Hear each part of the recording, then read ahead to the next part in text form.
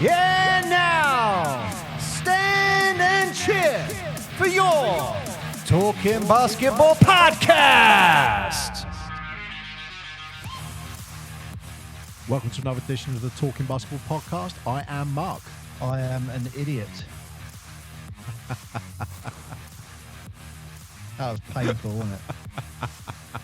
That was absolutely painful. That's one way to do for it. That's one way to do it. Literally, I've just spent the last 30 minutes trying to work out, because we're in two different studios here, how to get it working. And I couldn't hear Mark in my headphones, and I just realised I had him muted the whole time for 30 minutes trying to diagnose what the problem was. It was my brain. IT professional, everyone. Yeah. Oh dear, I think the technical term I would use for that is picnic. Yeah, the technical term is your brain is officially already on holiday. It's gone. No, that's it. I'm done. I am on holiday. I'm going away. Done. We are back with the conclusion of the NBA Cup. We are. Did you know, first of all, that on some of the tweets or whatever you call them on Instagram and socials, the NBA have actually referred to it as NBA Cup. Yeah, I noticed Adam Silver started saying the NBA Cup as well. So Adam, I know you're listening, so I am more than welcome for that contribution. Yeah, I mean, NBA Cup just sounds better, doesn't it? Hey, just change it to the LeBron James Cup now. Change it to the LeBron James Cup. Done. That will be the trophy name, won't it? As soon as he goes. Who is the last commissioner as well?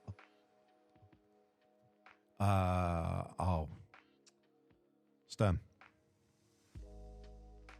David Stern. So it could be David Stern Cup. David Stern. Yeah. Can you hear me? I mean, yeah, I can. He did a lot. The David Stern Cup. He was actually talking about that in the press conference. So yeah, I think the tournament was a great success. Knocked it out the park. Yeah, it was. They what they set out to achieve, what they set out they wanted to do, they did it. It's can't say fairer than that, really, can you? Yeah, and I do have one criticism before I go on about all the amazingness it was. Oh, you're going to start with the negative. Okay, that's different. We like it. And I am speaking on behalf of the tens or hundreds of thousands, maybe millions of listeners who went on NBA. Was it not Press Pass? What was it called? League Pass. NBA League Pass to watch the game. So if you watch that on NBA League Pass like I did, you know exactly what I'm talking about. I had... there was three of us watching the game here, and all three of us went, "Oh, who is that annoying woman screaming constantly in the background? Ah, go LeBron! Ah. Oh, someone move the mic away from her." It was well annoying. It just sounded like a drunken frat girl, and it was like, did you hear that? Yeah. It was irritating. It was like the whole game. They were trying to get some crowd, and I get it, and it's difficult to do a crowd. It's difficult. I don't think people ever appreciate until you start doing anything with sound how much just the tiniest nuance gets picked up, and then you're in these massive... I mean, it's in Vegas, and it's a huge arena. So trying to just mic up, we want the crowd sound. That's really, really hard to do. Yeah, but mic up from the ceiling or something. Like literally, someone probably just walked on, plonked it, row A, and it just happened to be some really annoying... Oh, it was definitely a woman, but just a really annoying voice. It was a little shrill. It was like, shut up every time. But she did it like every other play. It was so annoying. And personally, it distracted me away from the game. Distracted me away from the game because I kept on having these conversations. Oh God, that woman again. Like, it was just, again, I don't know for sure, but it just sounded like a drunken squeal all the time. Drunken squeal. It was just a little irritating for my liking, Mark. Just a little irritating. But Yeah. that's my only negative. That's your only negative. Yeah, I will speak on behalf of our American listeners. They have a few negatives, but I can see where they're going with some of them. But I think from a British perspective, we would look at it completely different as they. But I'll come on to that later. But I mean, first things first, Lakers had home court advantage in that game. Easily had home court advantage in that game. Yeah. It was, I felt a bit for the Pacers because, like, more people wanted the Lakers to win. And it would have been nice if both teams were being rooted for as much. But look, it's in California, isn't it? So you kind of half expected that, didn't we? Well, Vegas is Nevada, not California, but it's as close as yeah, it's on that side of America, isn't it? Same thing. Nevada, California, same thing, isn't it? Are they in two different states? Are they? All right. You're getting a geography lesson here, folks. Who knew? Oh, they're close. I know that it's like an hour, isn't it? Like an hour on a plane or something like that? An hour and a half? About that on a plane. I remember being in LA and then... I think it's like a 5 or 6 hour drive. It's not like if not more, it's not like... it's like a... Let's nip to Vegas. It's like half an hour away. Wow, that's like at least... that's probably like a third to a half of our country. Yeah. From LA to Vegas. Yeah. It would probably be like driving to Manchester or something like that. Yeah.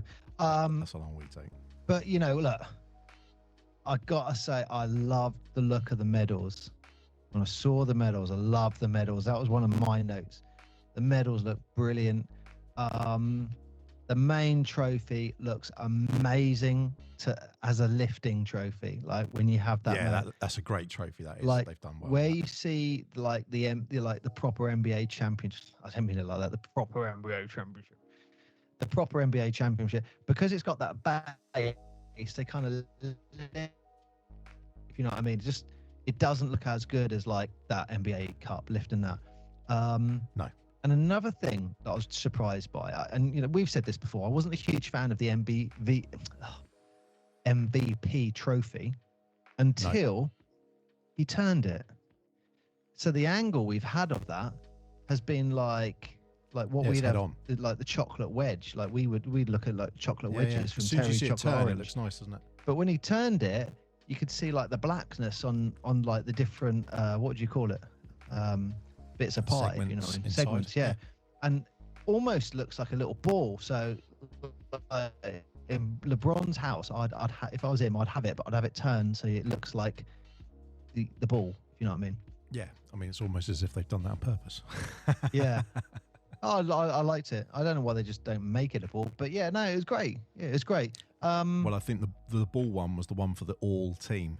Yeah, I still didn't understand that. I was waiting for a ball to come out. I didn't see it, and I thought, have I missed that? But what's the all team? If you are, it's like the top 5 players basically per position. So if you're number 1 through 5, and they just released that. It's one of the gripes I've got of it. So who won the ball trophy? Hang on, I've got that here somewhere. It was, I think it was LeBron, Davis, Halliburton, Durant. Sorry, so what was the ball trophy for? Is it an individual award? No, it's called the All Tournament Team Award, I think it is. Oh. And it's basically the top 5 players in their respective positions, essentially. And I just thought it's a pointless award. I just saw it and I thought, okay, I get what you're trying to do here, but ultimately it doesn't mean anything. Yeah. Congratulations, you were the best. Durant got one of them. And you go, yeah, he played well, he did. But his team wasn't in the final, so why is he getting an award? His team wasn't in the semi-finals. Man. So he's the best person in his position playing in the league. I guess like the equivalent would be like in football would be like the golden boot or the golden glove or something like that. in a basketball day. I'm assuming it's like best defender, best rebounder, rest. I guess maybe I've got that wrong. I didn't really get that. I didn't see a ball. I was waiting to see a ball, but it was like, okay. But look, it was a great game, and I think they called it the All Tournament Team Award, and that was the one that was it was like a black ball. Yeah, I know the trophy. I just didn't know what it was for. Yeah, it still doesn't make sense, to be perfectly blunt. It's just a bit like, yeah, they really can get rid of that. But I think this is the last time you're going to hear the in-season tournament. In-season tournament. I think next year it's going to be the NBA Cup. And when LeBron I'd like to think retires, I think it could be the LeBron James Cup. Or the LeBron James MVP award. Yeah. I mean, it's interesting that they are. I don't think they would do it with Stern, as much as we said, that'd be cool. I just don't think they would, because they want to do a lot for. They definitely want to. Adam I know Silver they want to do was saying something in the press conference. He goes, because they were talking about the MVP, and then he was saying, I don't think some people were saying it's not big enough for him. Like it needs to be a significant award to have his name on it. Yeah, and I think they could be right. I just would go with LeBron's won it now. It would kind of wrap up nicely. Like, love him or hate him, I don't think anyone hates LeBron, but whether you can appreciate, you got to respect him as a player and everything he's done, and he's moved that blueprint on from Jordan. Really, he's taken everything that Jordan is as a player and gone, I'm a 6'9" version of that. Hey, and I'm adding. He's got something Jordan's not got now. He's got something he hasn't got. But and he's first person in history to lift it. How amazing would it be if Jordan comes back? He comes back and he said, "I'm coming out of retirement for that NBA Cup." And no, he's never doing that. He's never doing that. I mean, I'm sure Jordan can still run rings around us, but yeah, he's not coming back anytime soon. Well, look, it was a huge tournament. Sorry, final for Anthony Davis. I mean, you've been quite critical of him coming up into this game, but he made an impression. He must have made an impression. He ended with 41 points, 20 rebounds, 5 assists, and 4 blocks. Yeah, he did, and he was absolutely dominant.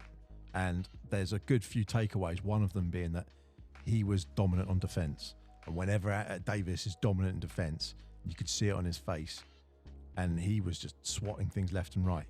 He then went up the other end of the court, and in the paint, he never threw up a three. He never tried anything like that. He was just in that paint, and he owned it. No other player on that court owned the paint. It was him, only him, and that's why he did exactly what he should do as a big. 16 for 20 something, 24 shooting, I think it was. I mean, you couldn't argue like that. I did write that down, but I can't find it. Everyone was 16 for 24. There we go. I remembered. But he did say, even some of the who I can't remember who he was talking to, and someone made a comment about, this is AD 2020, because he played like this when they were in the bubble, from the COVID bubble, and everyone was talking about it then, and that's when the Lakers won their tournament, the trophy. And everyone was saying, he was, and he was playing like this again. And you go, because he's got it.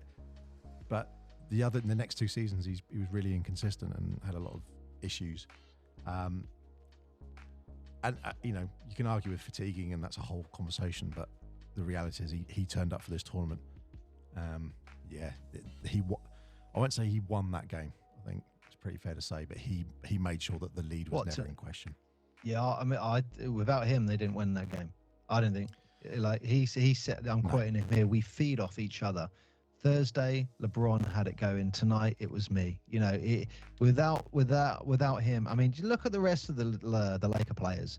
LeBron clearly had a great game. Reeves, what a contribution he made. You also had some contributions from Russell and Reddish. The exception of that, of those 5, it was quiet night. Have you seen the joke about Reeves where they're talking about because he had the flu, and so he was in bed, and they were saying who had the best flu, MJ or AR? I mean, Who knows? I think in 10 years' time, when the Reeves story comes out about how bad he was, I mean, we all heard the last dance with Jordan. He gets the pizza and he gets food poisoning. Well, it's not the flu game. He had food poisoning, wasn't it? Yeah, but It was that's what they're saying. But They were calling him the flu game at that point, you're weren't they? unwell, and you go and get 28 points, 3 assists, Yeah. 2 rebounds. What a contribution you've made to that game. You know, it's a shame he doesn't get. It's not that he doesn't get the hype, but he doesn't get the maybe recognition for how good he is.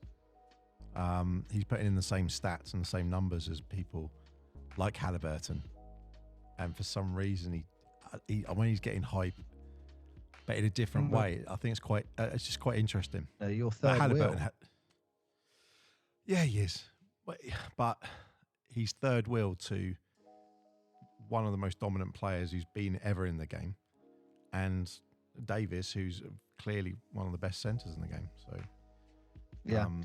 Well, I mean, it was a great game. If you're putting in those numbers still, that means you're still getting the ball.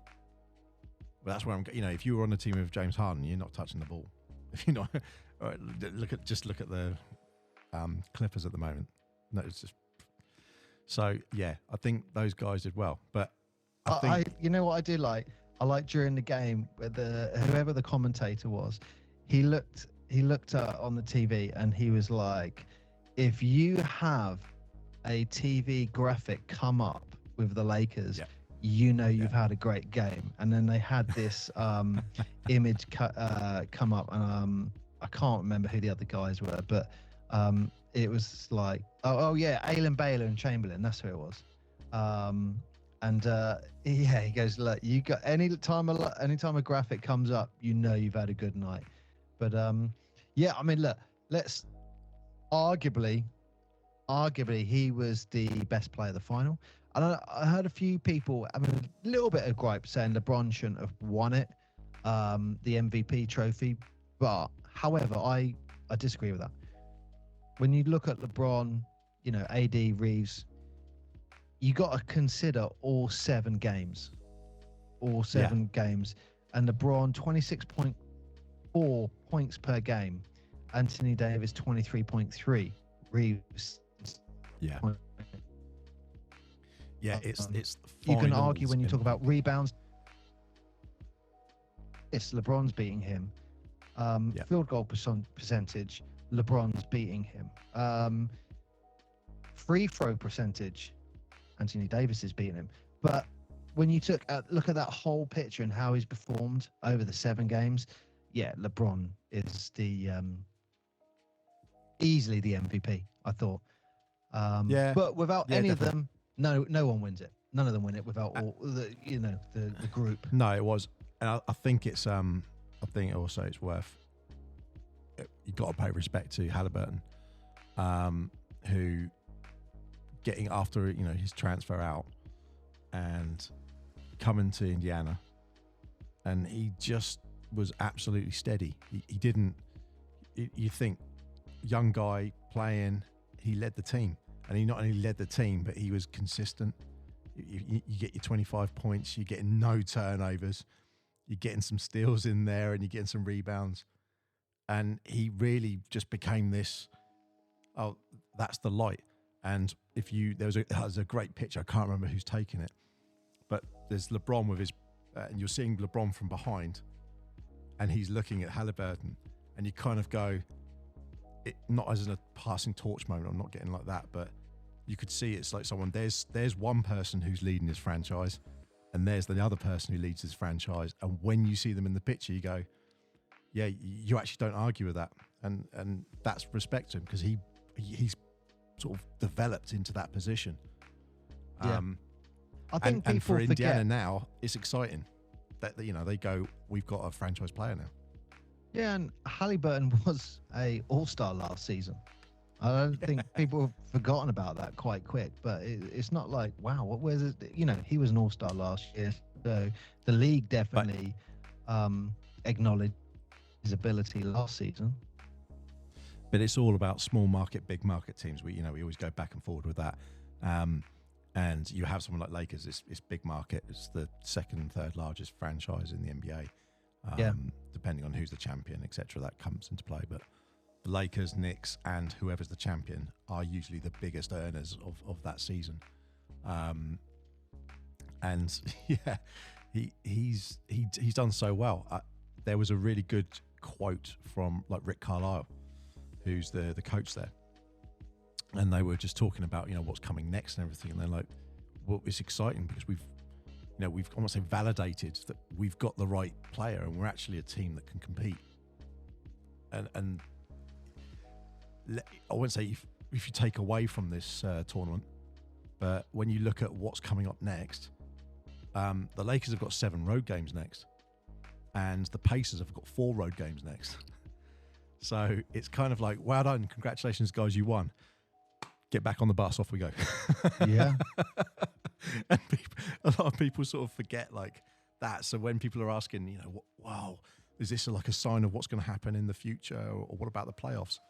And I think it was even LeBron's chipped in and been like, well, May is like a long way off. There's a lot of basketball's going to happen between, But this is these why teams. it's good being this time of year, because for like from the English perspective, this is like standard in football. Like 1 week you've got the FA Cup, 2 days later you got a Champions League, and then you've got like Premier League 4 days later. Oh, then you got the Carling Cup. I think teams like Manchester City, Man United, all the top teams, Portsmouth Football Club, all those teams are at the top. They're going to be playing. Sometimes be playing. I slip that thing, little comments like that in quite a lot. All those big teams, they sometimes play like 4 games in 10 days. That's fairly, it happens. So yeah, you get chucked out of a tournament, you win a tournament, bang, you're back on the road. So. So that really frames part of the arguments that people have had, where at the beginning they said, what's the point in the tournament? And, if you had to sum up the tournament, it brought not aggressiveness, but it brought real sort of passion into a lot of these players. The Lakers and the Pacers are both middle of the road in terms of where they are sort of in the leagues and stuff. They're doing okay. They're not the top of the tables. But every single one of those tournament games there was no one who played in the tournament who didn't go crazy. So LA are 5th, and then when you go to the Pacers, they're both 5th. But a lot of those wins have come from the tournament. If you took away the tournament wins, they'd actually be down in sort of like 8th, 9th, playing sort of maybe even less. And again, this is why it's normal for us to look at it, because we look at things like cup competitions in football, and this is normal. And I know what you're saying, and I wrote this point down. So, and this is what some of the people are trying to, I guess, discredit the cup itself, because they're like saying, oh, LeBron, they didn't play Denver. Okay, well, Denver didn't qualify into the quarterfinals. These guys can only play the team that's in front of them. If Denver were performing in those 4 games, well, they'd have been there, but they weren't. They lost 1 or 2 or whatever it was. So this is the run-in the Lakers had to win. So they played Phoenix, Memphis, Portland, Utah. That was in the group stage. Now, if I say this as far as current league standings, so at the moment the Lakers are 5th in the league. They played Phoenix, they're 7th. They played Memphis, 13th, Portland, 14th, and the Utah Jazz are currently 12th. In the quarterfinal, they played Phoenix Suns again, who are 7th in the league. In the semi-final, they played the Pelicans, who are 10th in the league. And in the final, they had the Pacers, who are 5th in the league. So this is where people are arguing, saying, hang on, the Lakers, they've won something. But I get what they're saying. They haven't played a top 4 team currently in the West. But you can say the exact same thing for the Pacers. Almost. I do have a but here, and this is why I hope they did it. The Pacers beat Cleveland. So Pacers are currently 5th. Pacers beat Cleveland, 6th in the league. They beat Philly, 4th in the league. Atlanta, 10th. Detroit, 15th. So I do think the Lakers are playing teams lower down, but not that much. You got 4th, 6th, 10th, 15th. Okay. Now this is the but. In the quarterfinals, they take on the team at the top, Celtics, number 1. Yeah. Semi-final take on Milwaukee Bucks, currently 3rd. The only team they didn't run into were the Orlando Magic. And then they lose to the Lakers in 5th. So the Pacers actually, beat the Celtics, beat the Bucks, beat Philly, beat Cleveland. They've actually played for the top 6 teams. Yes.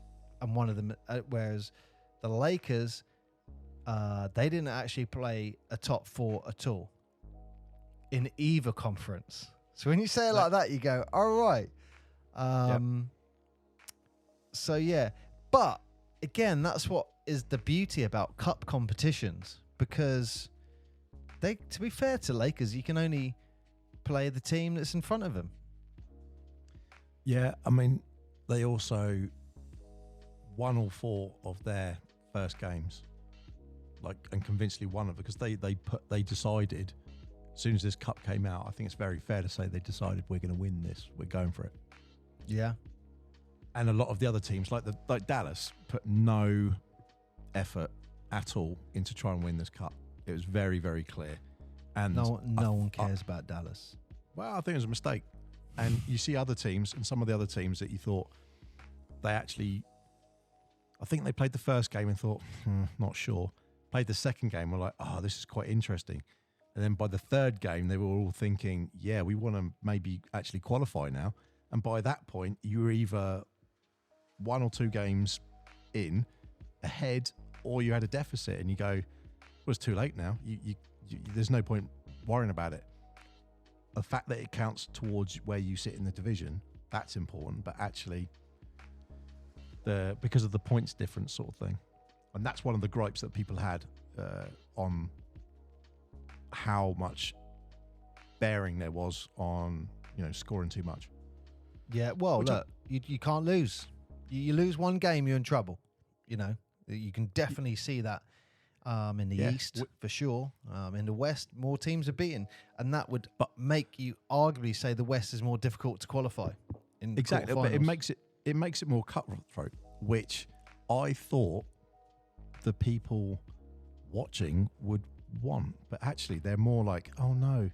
Oh, it just seems unfair that someone's got through because of points. You go, yeah, it's just the nature of any sport. Score more points. Well, don't forget a few of the teams in the quarterfinal, especially. I think was it 4 teams went 4-0, and then the rest were 3-1, weren't they? I think. Yeah. I'll have to look at it. And you had like Phoenix and who were like wild cards and stuff. But you just think all of those teams, did they benefit from this cup? That's the bottom line. Did they benefit? Yes. Did all the viewers benefit? Yes. Was the basketball more entertaining? Arguably, yes. Yeah, I think it was a very successful tournament, and people were getting frothy. They were really trying. You start saying quarterfinal, semi-final. That's when people are like, whoa. And then when they went to Vegas and they walked past that cup and they went, oh, it's a real trophy, and this is a real thing, and we're doing something real.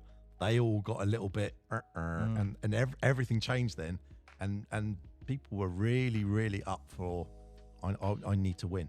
And I think it shows, and this is what I like, it's the romanticism about it. Anyone can win a cup.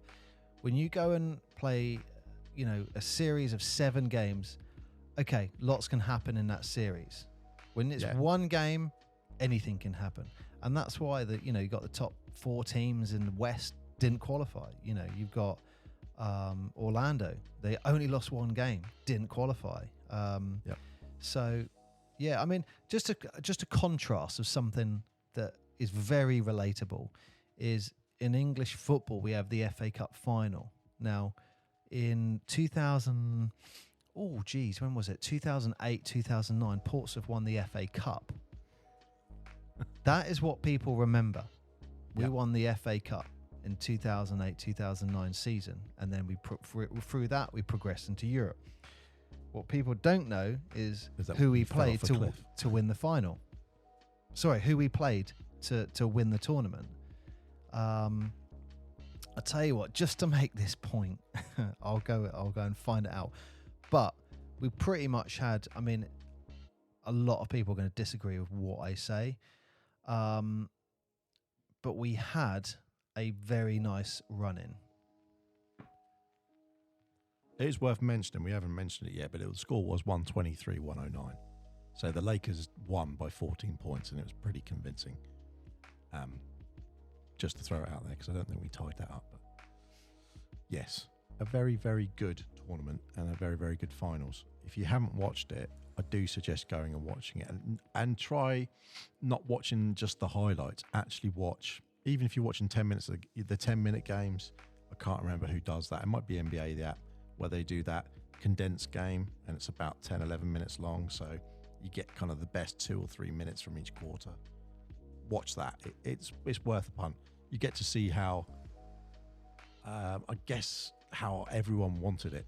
And the Pacers were playing as though they actually thought they had it, you know. So, well, here you go, Mark. Look, I found it now. I found it. So here's Portsmouth running to win the FA Cup in the third round. So we were in the Premiership at that point. In the third round, we beat Ipswich Town. Okay? Yep. In the fourth round, we beat Plymouth Argyle from the Championship.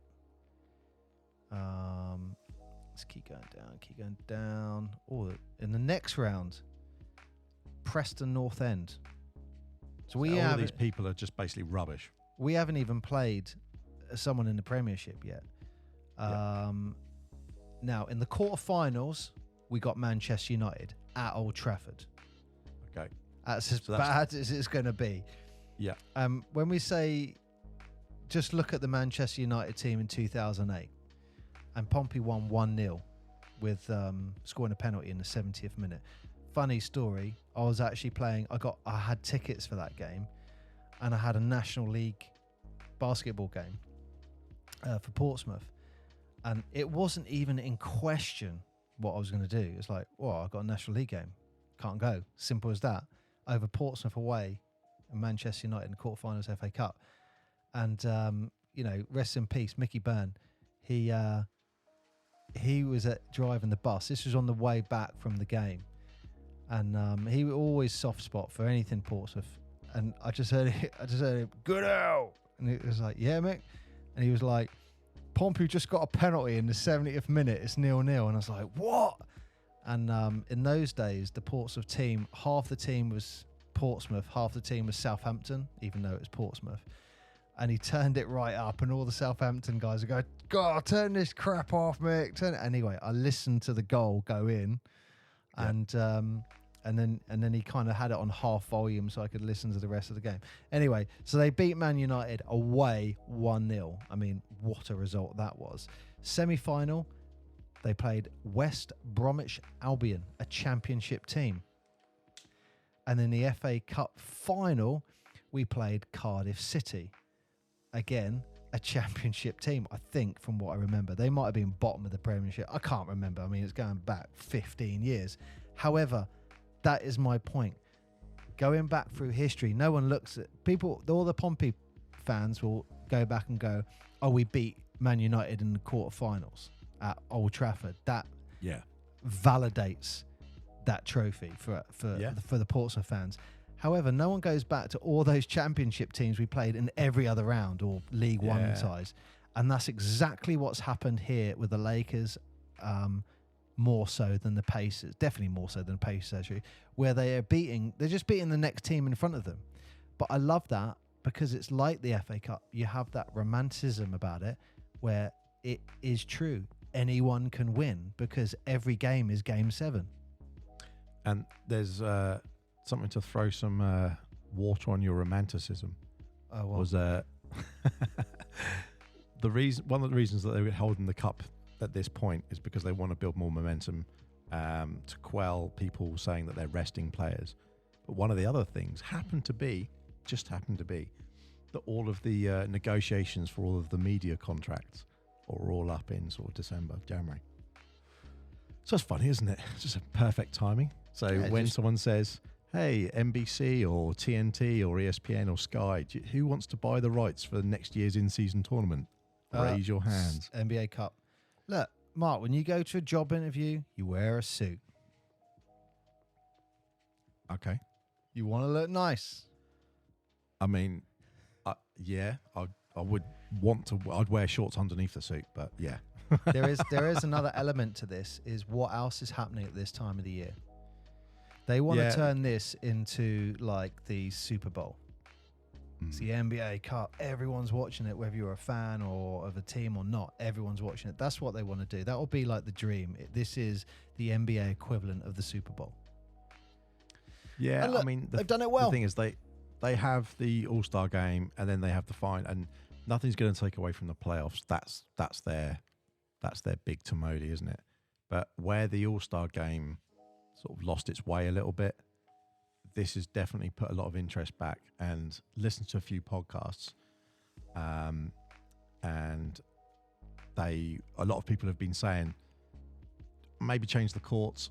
They're not always big fans of them, or maybe change a little bit or tweak a bit here. Or I think the problem with the courts is the paint. It's just a bit bright. No, they're saying that it's slippery. Some of the teams are saying it's slippery. And that was something Adam Silver was saying. If you've not seen the press conference, listen to the press conference. It's like a 30-minute interview. It was really interesting. But he said at some point in it that there has been some complaints about people slipping up because of the paint. There has been a few more people finding their way to the floor, haven't there? But I guess you can't have that amount of colour over the wood without some sort of compromise there. So I guess they either find a way to stain it, or they have just less colour, or maybe they do. I don't know if you remember what they did in the bubble. They did something where everyone had some crazy courts, and they just had like a third option for a court, and that's how they played. And then all the courts went to Disney, and then they put all those courts out, and they were using those. But that's another option. Maybe, I mean, they have. You've got to give them credit. They've tried something, and that's bold. You can't get much more bolder than, we're going to make a purple court, and people are going to be running around with bright shirts, and they couldn't have gone more balls out with a trial if they could. We're going to do something that we've never done, and that's it. So you got to respect them for that. Yeah, I would have loved it if, I think, for me, if the Pacers won it, would have been great. It would have been nice if it was closer at the end as well. Yeah. It was an emphatic win. It was an emphatic win. But, at the end of the day, LeBron sort of, I might say, like, seals his legacy in terms of he's won a chip that MJ isn't going to get, and that's got to make him happy. There was a pacer who was injured as well. I can't remember which one. Wasn't there a pacer who was a really good defender? I can't remember. Yeah, I just don't think that would have made a difference. Jalen Smith. I'm not sure. There was one that thought, that's interesting, but the Pacers had arguably the harder run to get to that final. But look, it is what it is, and I think it's done well. It's done well. Pacers are playing on Wednesday. They're playing the Bucks. So they're the ones that they knocked out to get to the final, and that's when Halliburton was doing the old Dame time and saying, "Hey, look, I've just got your number." So they're going to be going to Milwaukee for that one, and you go, "All right, you got a road game now. That's maybe not going to end well for them." But I will put, actually maybe not, I should say it, but I am very strongly saying that the next time the Pacers and the Lakers meet up, the Pacers will win. I think they will win by double digits. So what's going to happen with specifically LeBron and AD over these next, let's call it till New Year, for example, seeing what's going to happen over the next 2 or 3 weeks, that'll be interesting because they've gone pretty hard in these games. Like, I think maybe utilization-wise, they've probably put in more minutes than maybe they were hoping to. I know LeBron did a couple of 38-minute games as well, and it'll have an effect. But like LeBron said, it's a long way away. 5 months away. Well, that's it. So, and we're talking May for the playoffs. So if you think at the moment they're almost quarter of the way through a season, and they've just had this massive ramp up towards sort of like that end of that first quarter. If you imagine this was a basketball game and you said last minute of that quarter, you've got to go flat out. Right now, you've got to play 3 quarters. It's like, okay, that's going to ruin my pacing. And that's kind of what they've just done, really. So I think that's going to be really interesting to see the effect that's going to have on. Let's see what happens going forward. Let's see what happens. What a great tournament. What a great tournament. And it ends with this little segment of shows, doesn't it? You know what, Mark? I've got a gift. I've got a gift to anyone who's made it this far. I got a gift. I'm going to send you this. No one can see it, but you can. This is the new version of my phone. There's a fanfare for you. And what I'm going to do is I'm going to send you that. You put that on Instagram or whatever it is, and that is a gift from me to all the listeners. That you can. It's like a what do you call it? A desktop, like a wallpaper for your phone. But it's a talking basketball podcast wallpaper for your phone. I have got it on mine. Look, Mark, you can verify that, can't you? It is on your phone. I try to get it so it looks like a basketball court floor with the logo on it. Yeah. But there's So I've taken that. So Mark, I'm going to send that. I'm going to send that to you now. Lovely. And then whack out there for the listeners. So you can remove all the pictures of your pets, remove the pictures of your family and your loved ones, your friends or your favorite teams, and replace that with this image. With this image, yeah. Talking basketball podcast. Here you go. I think it's that one. That one? Oh no, it's not that one. It is that one. There it is. Boom. Over to you, Mark. Nice. Well, I'm going to edit that out. Why? No, I'm joking. Fans want to hear it. Not fans. No, they don't. People they don't want to hear an old man trying to work his phone out. But right. Yeah, that does bring this cup to an end. But for the NBA coming up, obviously there's loads of games coming up. But for our next cup, in brackets, would actually be a trophy. And it's the BBL trophy. And that's going to take place in January. Yeah, that's coming next. So if you want your basketball... The BBL show, right? Yep, that's going to be on the BBL show. So we'll talk about that there. But there is another cup coming up. So everyone listening, go and check that out. But until next time, I guess we'll have to cut that from this point. So thank you for listening. And I'm not going to do it fast this time because you told me off for going too quickly. So thank you for listening to the show. If you haven't listened to all the other ones, go back and check them out. We're on lots of different platforms. Spread the word, share it with all your friends and family, and tell everyone to listen to us. And we really appreciate all the listens. So I've been Mark. I've been Paul. And I just want to say, there's no badminton cup, is there? No.